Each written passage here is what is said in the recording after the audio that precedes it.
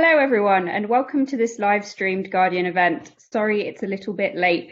As in real life on these video platforms, there are some technical difficulties.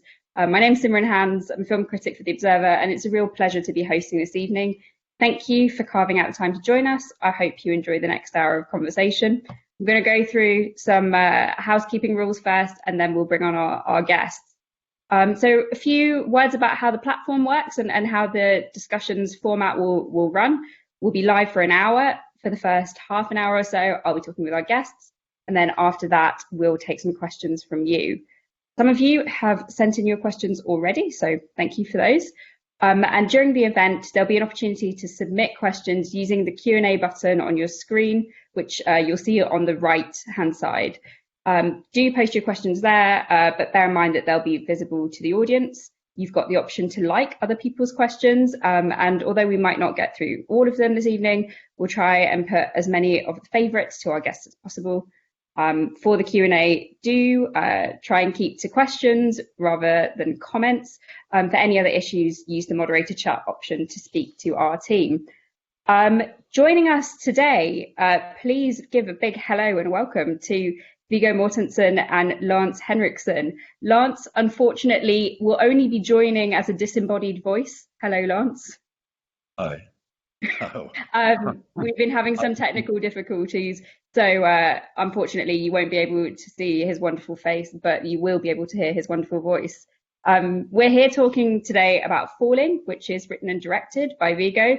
The film is about a man named Willis, who's played by Lance, and how his struggles with dementia have affected his personal relationships, particularly the one with his son, John, who is played by Viggo. Viggo, congratulations on your directorial debut. Perhaps a good place to start would be helping us kind of get our heads around the origin story and kind of telling us where this project sprung from.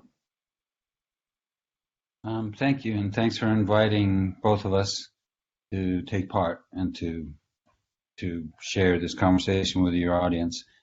Where did the story start? Well, I wrote the first draft in 2015, right after my mother's funeral. She was the inspiration for the story, even though the story I ended up writing was about a fictional family, and it's mostly all made up. But there are some fragments of conversation. There are some events, especially early on in the movie, some sequences that bear some resemblance to events in my childhood and adolescence. And certainly the dynamic between the parents in the story, Willis and Gwen, there are elements that are very similar to our parents. That's why I dedicated the movie to my brothers, Charles and Walter.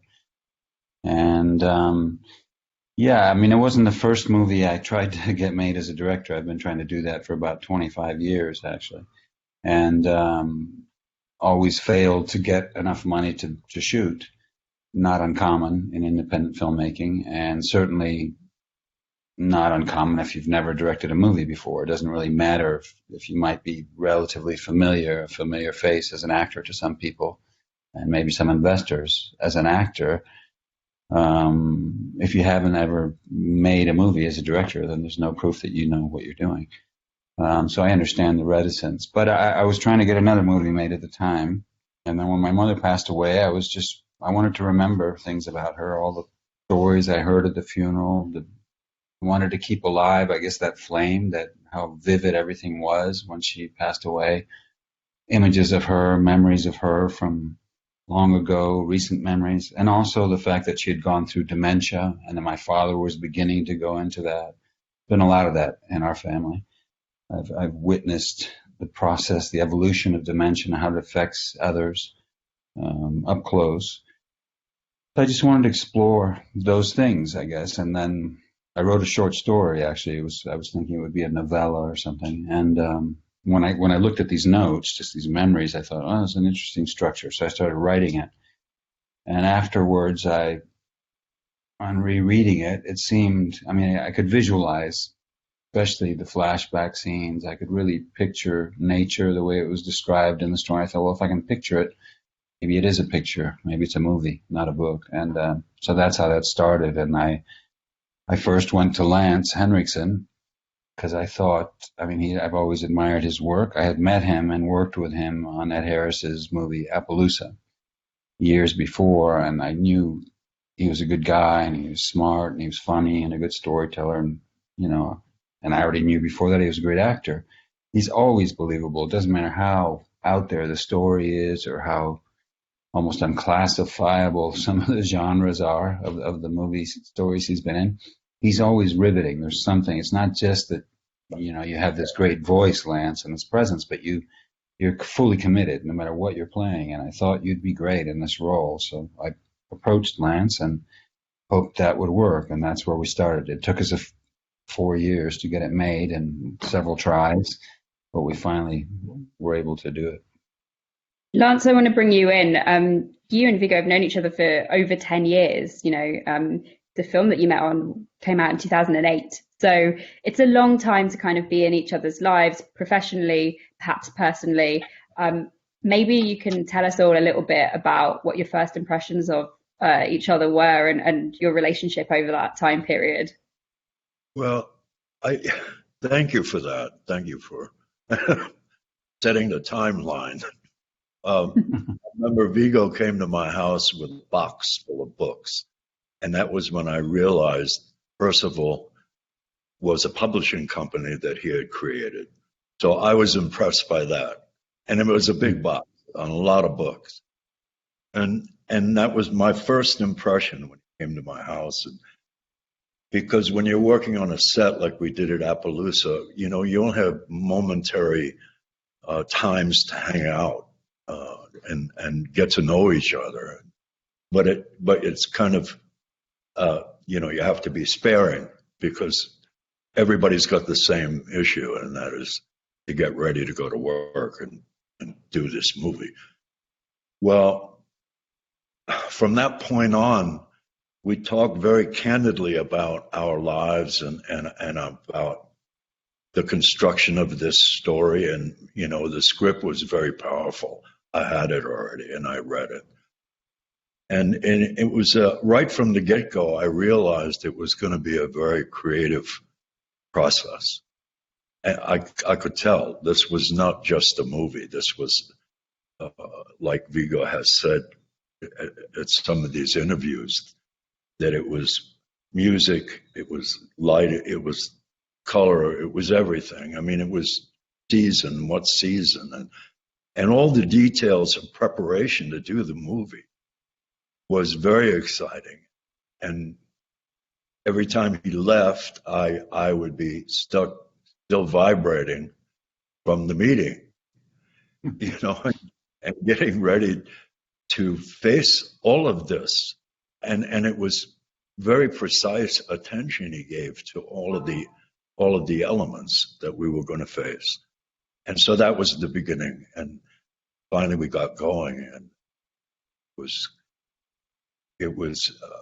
it looking back on it now, it passed very quickly because we only had 5 weeks to shoot the movie, and it's an epic movie. I mean, it's not a little movie. It's a movie that travels through time and space and everything.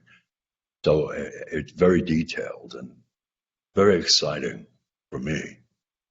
I want to hear a little. I'm sorry, I don't mean to interrupt you. I just want to hear a little bit more about how you both kind of developed this character of Willis together, because I understand that Lance, you sort of drew on some aspects from your own childhood and your own relationship with your father, which I've read was difficult to create this character. How did you kind of workshop it and develop it together? Was it all on the page, or what did you bring to it? It was on the page, but yet you have to live it. I didn't want to get caught acting because it's very serious material. It is. It's real. You're trying to make it real so that you experience it as an audience. And so that's not just blanketed by a script. I mean, every relationship in the film had to be alive. And make it alive. But it was there. It was all written, every bit of it. So it's the challenge of every actor when you start a movie, you know. And I was worried about the concept of how do you act dementia? Dementia, you know, you can either go into shutdown or go into total chaos because you're not understanding what's going on around you, or all those things. But how do you act that? I mean, that's not an actable thing. It's a living thing. It's not. You have to live it. You can't fake it. You know. So I don't know where to begin to tell you about how that all worked out. You know, except when you see the movie, you'll get it. You will get it. I mean, I guarantee you'll get it.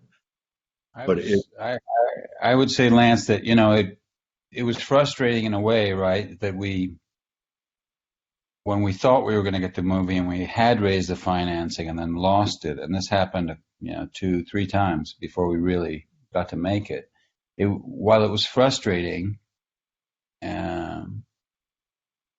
there was something good about that time passing. I mean, we used that time really well. Lance and I got to not only know each other well as people, but we really got to work on the script, and dementia is an important aspect of his character, obviously, and we worked on that a lot. And the more I worked with Lance, the more I felt like he was absolutely the right choice. I mean, I just could feel it from him every time, every session we had, every conversation. I knew he was going to do something special. I had no idea that it would be so great, that it would be a performance that would be so disturbing, so brave, and so layered, just the way his reactions. I mean, it was just extraordinary to watch you build that character, Lance. But I think it was good in a way that we had to wait and we had to be patient, because we resolved a lot of issues. We found solutions to a lot of complicated parts of the story, you know, well before we started shooting. You know, we really got to work on it a lot. And we gradually brought other people in. You know, when we cast Sverrir Guðnason, the Icelandic actor who plays Lance when he's younger, they got together and we all got together and, you know, filmed some of that and read all the parts and all the scenes several times, and it was fascinating to watch Lance and Sverrir start to fuse without even talking about it much, just taking on, especially Sverrir, taking on certain aspects of Lance's way of reacting, look in his eye, certain way, a younger but similar way of walking, reacting to others. It was really a good process. And had we not had all that time, had we not had to be patient and wait, I don't know that we would have found solutions to so many things. I'm really interested in the structure of the film and how the use of flashbacks and kind of this thread of memory that runs through it helps to kind of, I think it's doing a couple of things. One of the things I think it's doing is that it gives an extra sense of agency and dignity to the character, because you're not just seeing them in their kind of deteriorated state, but you're getting a sense of the person that they feel they are, and the life the interior life that's kind of not always legible to us when somebody's suffering from this kind of illness. But also I think it's a really cinematic way of rendering dementia, something that's, yeah, like I say, like, it's an internalized thing. We can't visualize it.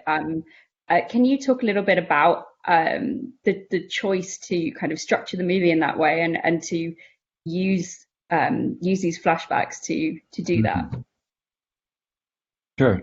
I mean, I agree that it's you see another side or different sides of the character by seeing him younger, at different ages, distant past, very distant past, relatively recent past.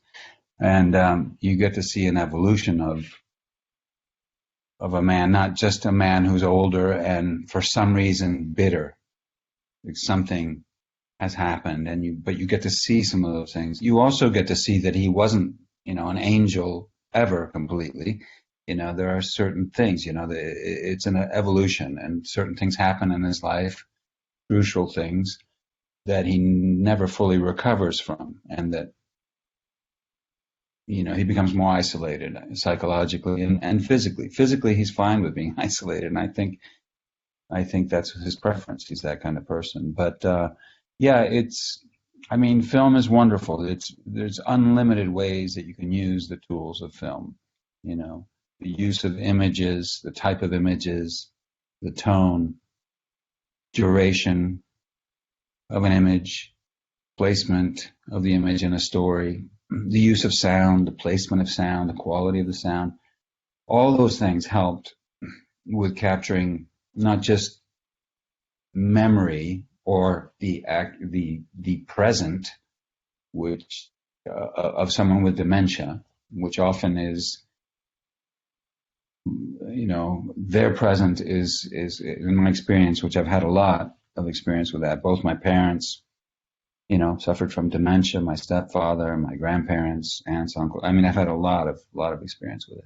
And in the caregiving, sort of constantly there role at times. And one thing I noticed was that people suffering from dementia, unlike the way it's normally shown in movies, even the best depictions and in plays, even ones I've seen recently, even when it's done really well, there's something that doesn't quite square with my experience, which is they're normally shown as frequently or sometimes all the time being confused. And if an effort's made to show their point of view, it's a confused point of view, generally speaking. My experience is that it's the observers who are confused, by and large. Their present is what it is. They are seeing, feeling, and hearing these things. So I wanted to not do that, and we didn't. But it wasn't just the tools of filmmaking. It was crucial for this character to really blossom and become this terrifying flower. You needed someone with Lance's skill. The way just the turn of his head, the way he reacts to where he seems to understand or where he goes into another mental state where his present is fully different. Those are things I wanted to explore, and I hoped things would happen like that, but I had no idea he would do such a great job of capturing what I have witnessed, and others have had dementia. But the movie that's central to the movie, memory. It's not just Willis's memories, it's also John's memories. And then there are some memories that can be said to be more or less objective, although there's no such thing. I think all memory is subjective. Memory is really feeling more than fact, collection of feelings, and that evolve all the time. I think we try to control our past unconsciously in order to be at ease in the present, and you can't really count on it. And if we say that everybody's present is strongly influenced by how they choose, consciously and otherwise, to remember the past, it's all subjective. So why is a person with dementia, what their present is, what they're really seeing and feeling and hearing, why is that any less valid than yours? And it's a tricky thing. So memory is something that on the journey, very difficult journey toward, an effort to find some point of contact, empathy, I suppose. Memory is a tool too, the broken bonds of familial affection, maybe by going back, by remembering times when it wasn't completely broken, the relationship, maybe those memories, however subjective they might be for us now, they can aid us in rebuilding those bonds. Sometimes it works, sometimes it doesn't. Just because you're stubborn about communicating with someone who is really stubborn about apparently not wanting to communicate with you doesn't mean you're going to get anywhere, but you might.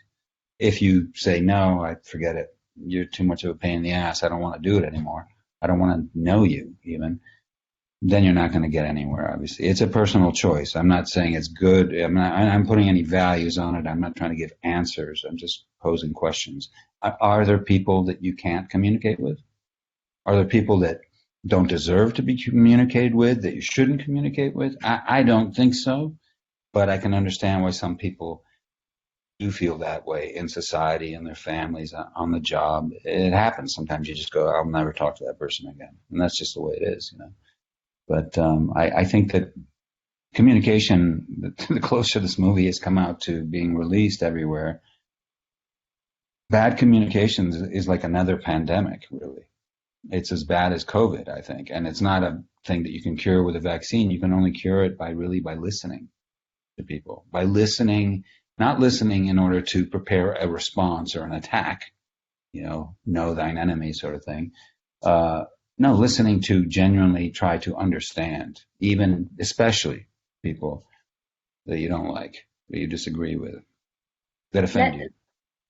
Let's get into that a little bit more, because I think one of the most interesting things about this film is that the two central men are from different generations, but they also have different politics. And, you know, today, the day of Joe Biden's inauguration, goodbye Donald Trump, I think it feels really useful and generative to kind of talk about what the film has to say about this divided world that we live in. And I think the dinner table sequence with Laura Linney is a really beautiful example of how these kind of clashing generations and clashing viewpoints interact with each other. You know, John is a gay man. He's living in California. He's in an interracial relationship. He's got an Obama sticker on his fridge. You know, Willis does not share his point of view, shall we say. I'm really interested, though, in kind of how Lance is able to kind of balance portraying this character who has views that, you know, we might disagree with, a lot of us might disagree with, and, you know, who has these quite clear flaws with truth and kind of veracity, but also manages to always locate the humanity in the character. I'm really interested, Lance, to kind of hear how you got into the head of this challenging character and made us care about him and love him, despite his kind of his ways, should we say. I think we're all aware of the fact that previous generations formed us. He got formed by his belief that labor and his animals and his farm and raising his children was no different, and that we were part of a force, and then he messed up. I mean, I think he messed up quite a few times based on the morality of his generation, the one he came from. What were his parents? You know, I mean, anyway, and then you end up having some of the defects of denial that I didn't do anything wrong. I'm not doing anything wrong now. I'm just posing my worries, my fears, my concerns about my son who's come to see me, and then he gets the full blast of all of the time that I was alone. I spent a lot of time alone talking to myself, you know, trying to have what I was left with, what I created and was left with. And so all of those elements are in that story. You know, the opinions, the reactions. You know, my son is from a different era and a different whole country of different thoughts that weren't in my life. And so I messed up a lot. You know, I agree to that. But I don't know any other way. Like you can't turn a dog into a cat. You know, it is what it is. You know. So, relatively speaking, I can only say that what Viggo was just talking about and the way he talks about it was a gift that I got when we started the movie. That was the gift. He was the bride at every wedding and the corpse at every funeral. and I used it and thrived on it. And none of it was easy, only because this is not an easy story. This is the core of our existence as people. Not an easy story. And Well, you did come through sometimes, where, I mean, you always said to me, it's true, don't let me get caught acting. And I said, I don't think I will. And I didn't, and we were both wanting to make the most of each scene, and we didn't want to compromise, which was great to be in this collective effort together with that same goal, right? But there was one thing I wanted to say, I mean, and I think this about anybody. No person is always one thing, And I think that by playing your part, not compromising, no holds barred, there are moments, there are glimmers of empathy. There are moments that surprise us from your character where you didn't expect him to say that or to speak that way or behave that way. They're not frequent, but every once in a while you do surprise us. I think that's actually even a line that I say sarcastically in one scene. Every once in a while you still surprise me, Dad. But I mean that sincerely, everybody can surprise us. We like to think that our friends and people we know really well, that we know how they're going to react at every turn, Oh, don't say that to her. She won't like that. Or, oh, I can imagine how she's going to react to that. And then they don't. We are all individuals, and, it makes us more comfortable to think we know how our friends are going to behave and our loved ones, or even people we don't know, but we think we have an opinion about, politicians and public figures, whatnot. Just like we think we know what happened in the past, and we don't really. We edit that constantly. It's a survival mechanism. And I think it's a survival mechanism to decide how people are, and even to try to fix them, to try to make them be the way you think they should be. That's one of the problems that Lance's character and my character have, is that they're both in a way trying to fix each other, or preferring that they be different kinds of men. That's part of the battle, and part of the journey is accepting the other person the way they are, and accepting yourself the way you are, warts and all, because that's the starting point. You certainly can't forgive someone if you don't try to understand them first. You have to look at what's there first, and that was an interesting journey getting there. Yeah, You really can was. see the audience questions beginning to trickle in. So do remember that if you'd like to ask either Viggo or Lance or both of them a question, please use the Q&A function to the right to type in your question, and you can use your name or you can be anonymous if you prefer and if you're feeling shy. I'm really kind of one of the things that I thought was so kind of striking about this film is how much empathy it has for all of the different characters.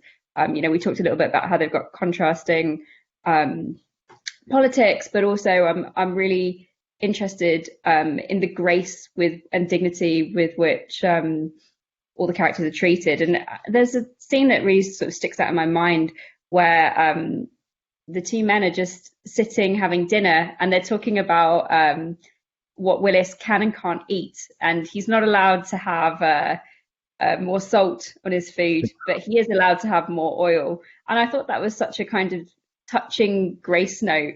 I felt that scene really said so much about how everyday dignity of what you can have for your dinner is kind of stripped away from you, and your kind of choices are stripped away from you in those circumstances. And for me, that really spoke to somebody who's experienced this up close and watched that happen to their loved ones. Can you talk a little bit about these kind of moments and grace notes, Viggo, and how you drew from your own experiences?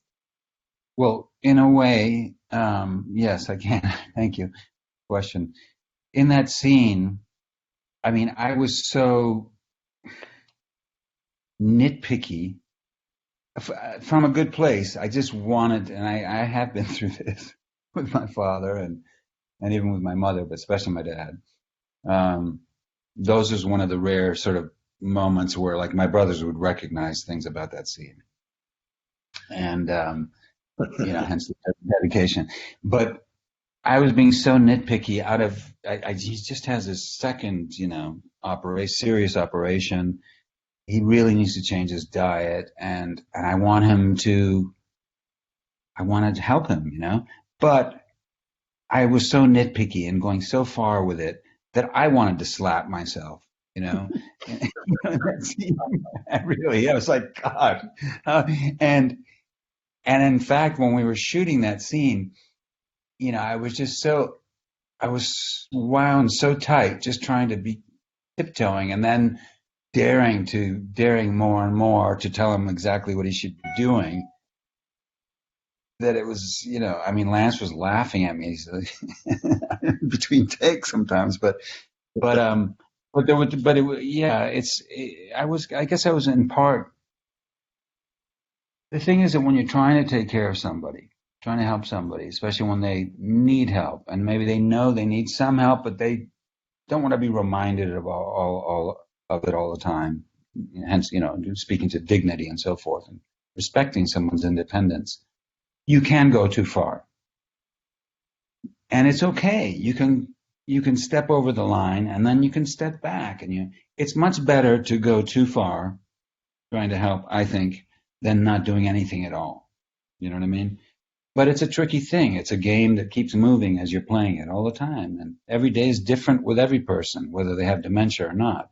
Certainly with dementia, you have to be even more flexible, understanding, and then you have to make sort of on the spot decisions, He's 80, the character. I don't know how much more he has to live. Maybe, his point, I'd rather eat what I want and die a happy man than live like a pansy slave, I think is what you say, Lance. And Exactly. you've got a point. You've got a point. It's like, let him have a beer and a steak and fried eggs if he wants and have a heart attack and die. He's had a long life. But I love him. I'm his son, and no matter how much he's abused me, I want to help him. But I go too far. So it's that dance, He's got a point there when he gets annoyed. He's got a point, even if he doesn't always express it. Just when he's visiting us, John and Eric and Monica, in Venice, and he's living with us there for a little bit while we're looking for a house for him. Just the way I'm so like picky and perfect and politically correct and trying to speak Spanish to our adopted. It's like the kind of stuff that probably drives my father completely nuts. But it was an interesting thing. Everybody is flawed in some way in the story, and hanging over it or hovering over the story always is Gwen. That was a very important part to cast, and I was so glad Hannah Gross played that part because the original inspiration was my mother, as I said, and even though the story became about a father-son relationship and to a degree a father-daughter relationship, but central characters are a father and a son. She is the moral fulcrum. She is the conscience of the story. She is what they're most often arguing about or arguing most strongly about.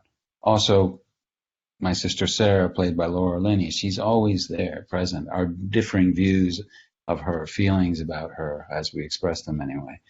You find out by the end that Willis doesn't actually hate her, but it's complicated what he can admit to, Just because he can't say thank you or sorry or I love you, he does find ways to show it eventually in ways that are surprising and very much his. And that's something to be accepted.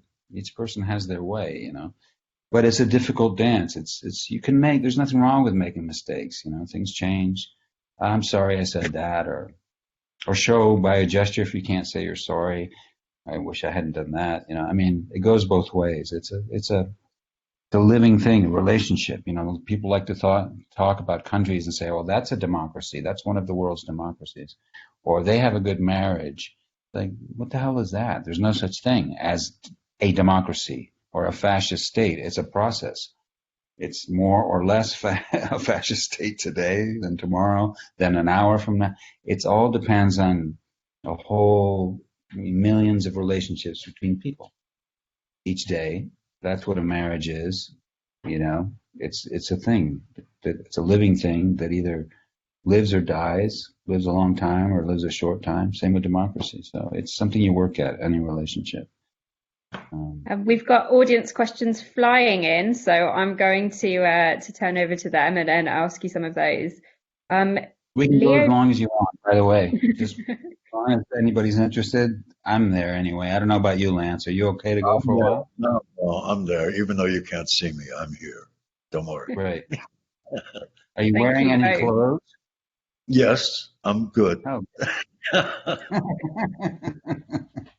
It's good to know these things. I've got a question from Leo Jones who asks, it's for Lance, and he asks, he says you talked about living the character rather than simply acting.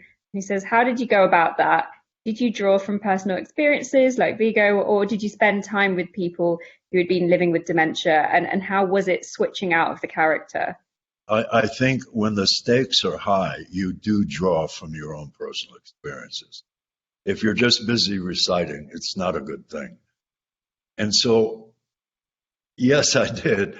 I drew on.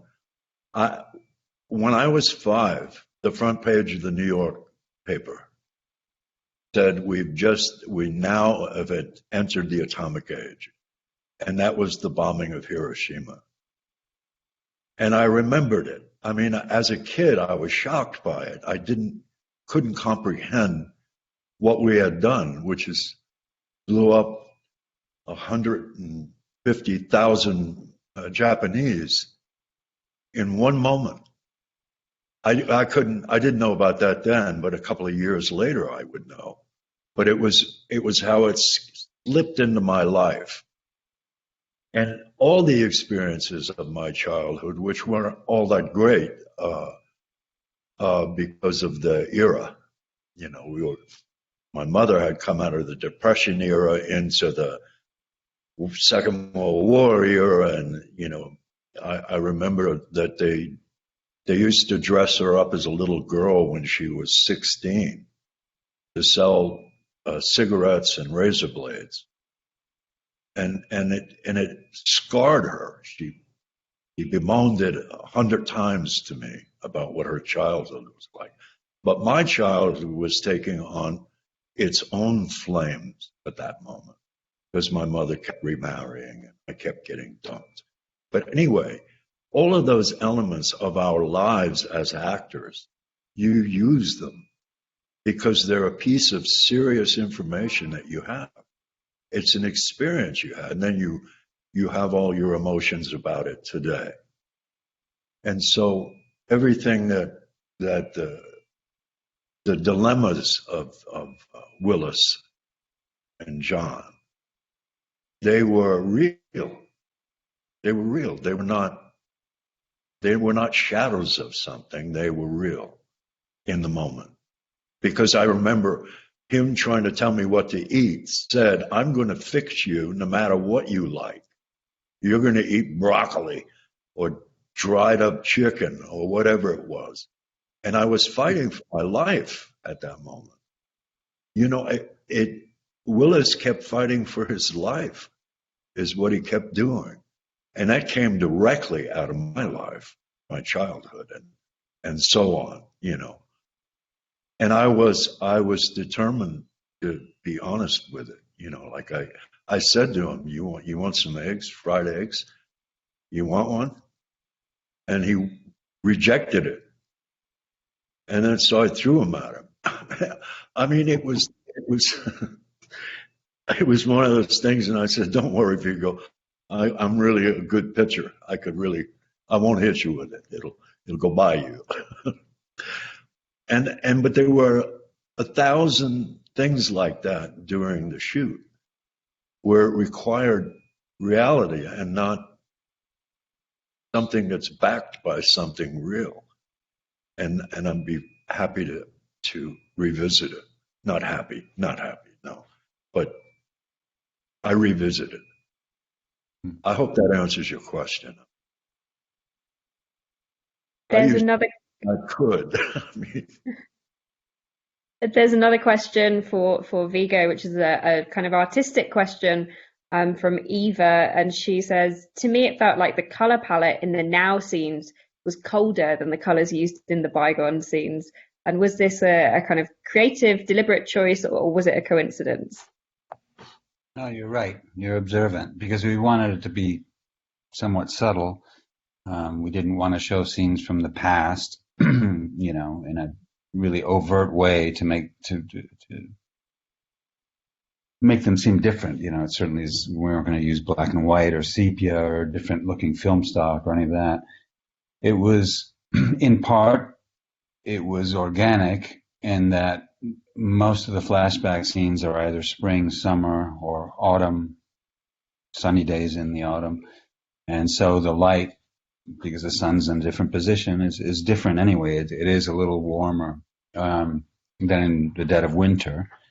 But that was part of the preparation, working with Ann Dixon, costumes, Carol Spear, production designer, and Marcel Ziskin, the cinematographer. We talked a lot about what Marcel and I wanted to try to do. We wanted a slightly warmer tone, just a little bit, and through colors, the clothing, set dressing. There's also the decay. We see this same house. In one case, we see back-to-back scenes. If you've seen the movie, in that, the scene we've been talking about, this dinner scene, it's followed by another dinner scene at the very same table that happens 40, 50 years earlier, and where Willis and John are also there, but John is 4 years old and Willis is in his 20s at that time. And obviously they're both at night, but the walls aren't completely stained with cigarette smoke, and the house is cleaner, and so those things were different. But there was, yes, the color palette. We did some things with clothing and with the set dressing to just slightly accentuate and give it a little bit more warmth, a little more emphasis on reds and things like that. So you're right. You're right about that. I have to say about Lance's earlier question real quick that one of the things that happened was, it took us a long time, as I said, to get this movie made.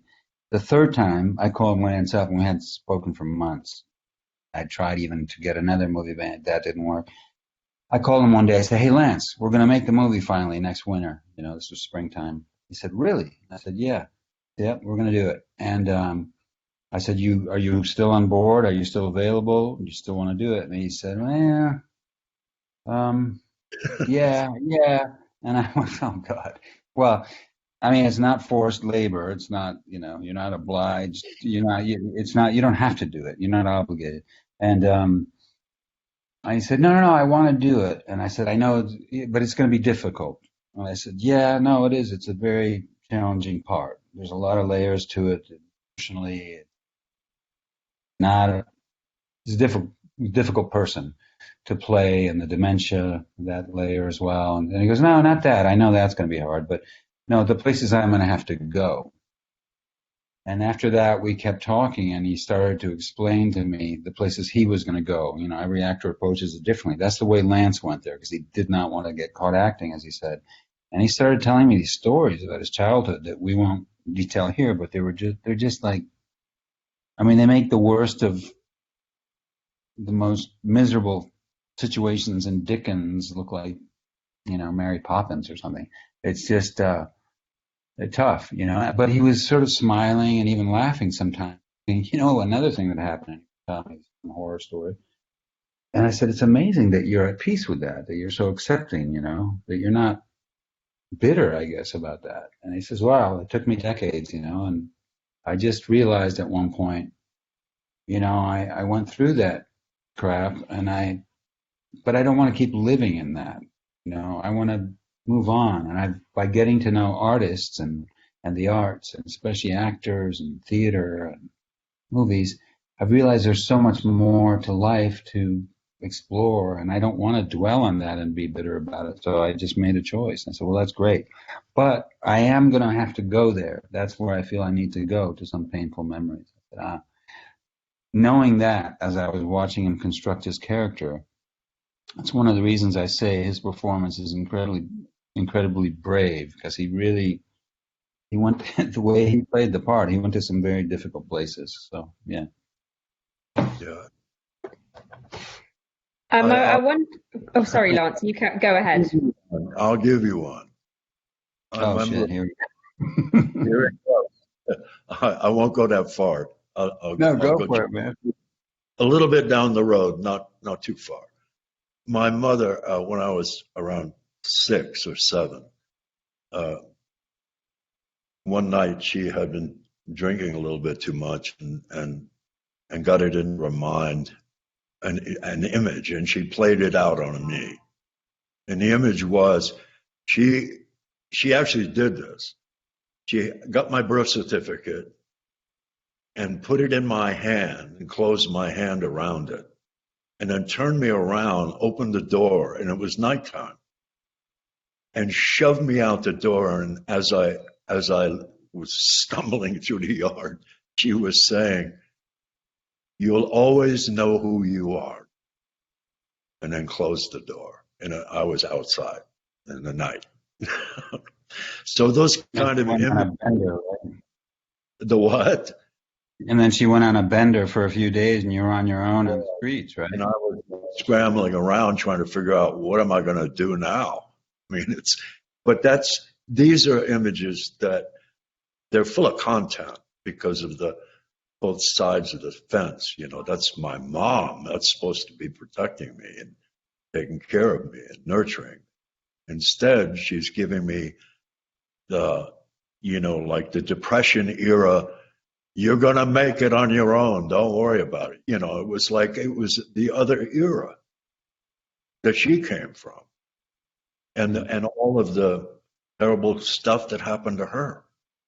So this is what this movie demanded.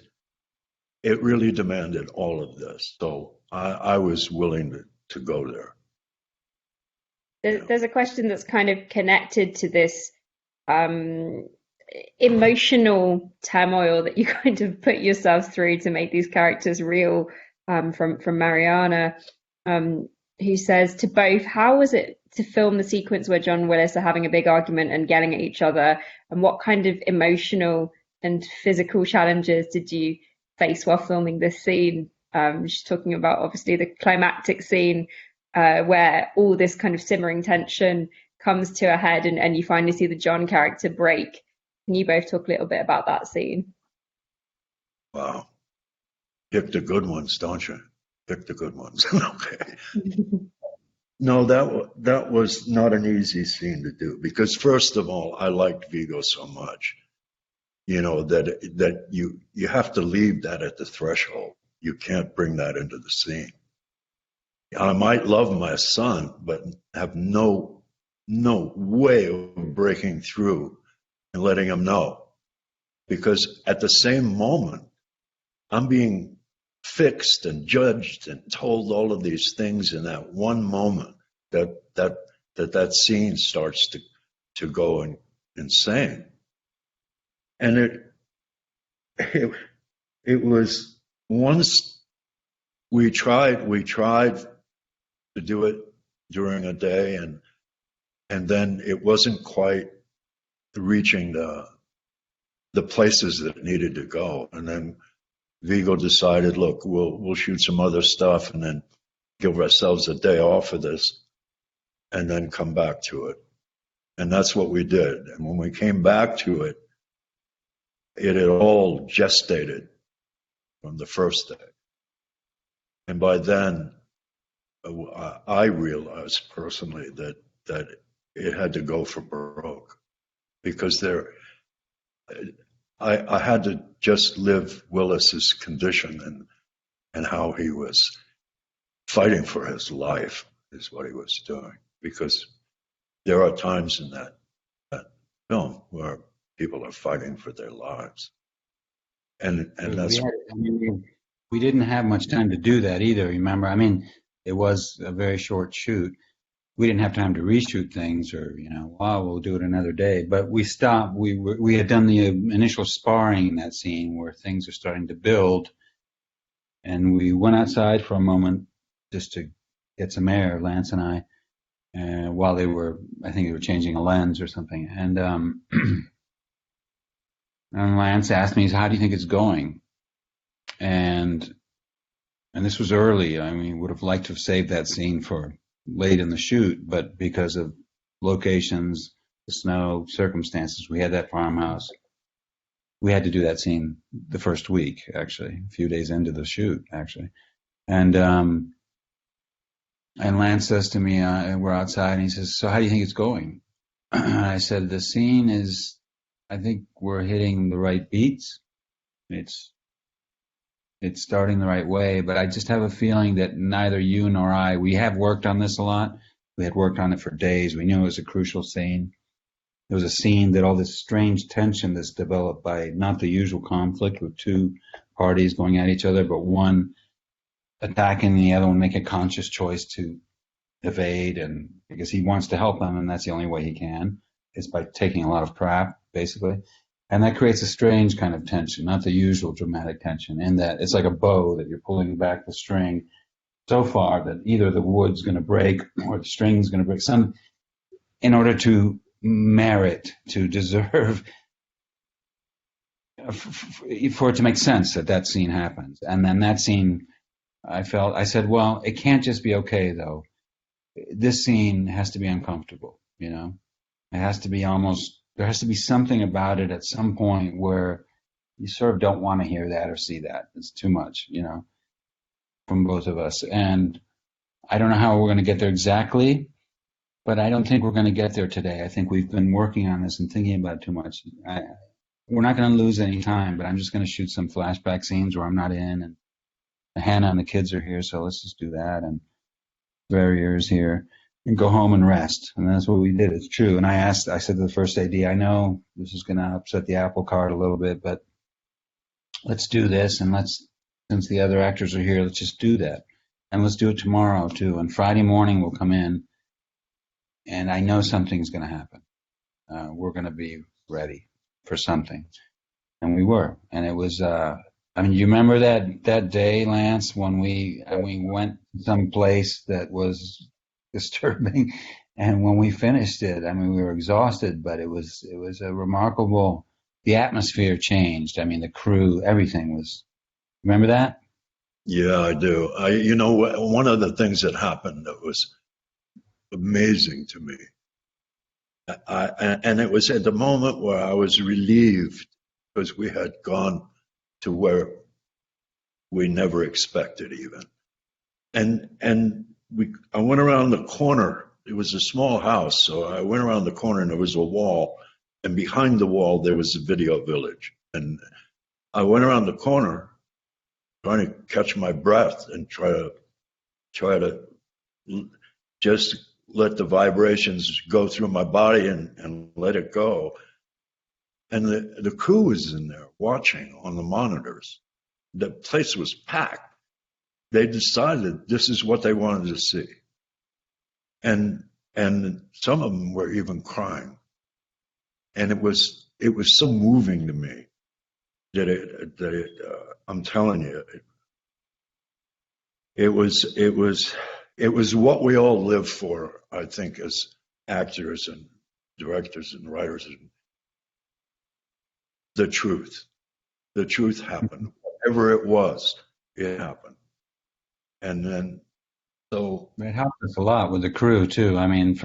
They were already into the story. It was a great crew, but from then on, that was just very early on. Every day, it was like people would share stories with us about their families, and it doesn't always happen, even with great crews. But in this case, everybody involved seemed to suddenly be taking the story really personally and was invested in it emotionally, There was a gift that Viggo, and it was, he got flags. I love to tell this story. He got all the flags of all the nationalities of the crew and the actors. Norway, Sweden, England, all of What these. size were the flags, by the way, just so we can like picture this? They were what? What size were the I, flags? Like small flags, big flags? no, they're about three by 6 feet. They were big. They were big. And he strung them together between the trailers. And they waved in the breeze every day. They were a kind of a nod to all of our differences that we're all working together. Great. And then not only that, but in the makeup trailer, he had put up all the photographs of his family. And then people started adding their photographs. So the walls and the mirrors were covered with photographs. So we were Beautiful. bonding. We were bonding on every level, visual, we were part of the Falling family, really. And so they were a great crew up in Canada. They really were outside of Toronto. Amazing. They were really something. So, but I attribute that to Viggo's attention to detail. That's what he did, and that's what happened. And everybody was connected. We were a family. Pretty cool. Well, it would be strange to make a movie that's so much about communication, the desire to resolve problems of communication, and not have good communication within the team. That would have been strange. So, but it was wonderful. It was it was as difficult to make the movie as I thought it would be.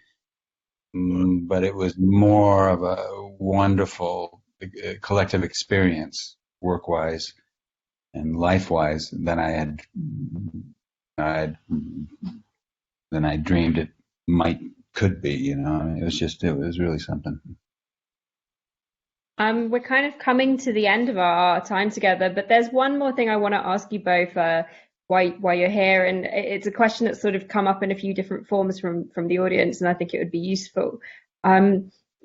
Making this film about the experience of dementia and having experienced that in a real life context, somebody has asked, if 5 years from now you found yourself caring for someone with dementia, is there anything that you've learned through the process of making this film and those experiences that has meant that you do something differently? What words of comfort might you be able to give to anybody who's watching, who's kind of going through this with a family member or a loved one, that you kind of learned from making this film?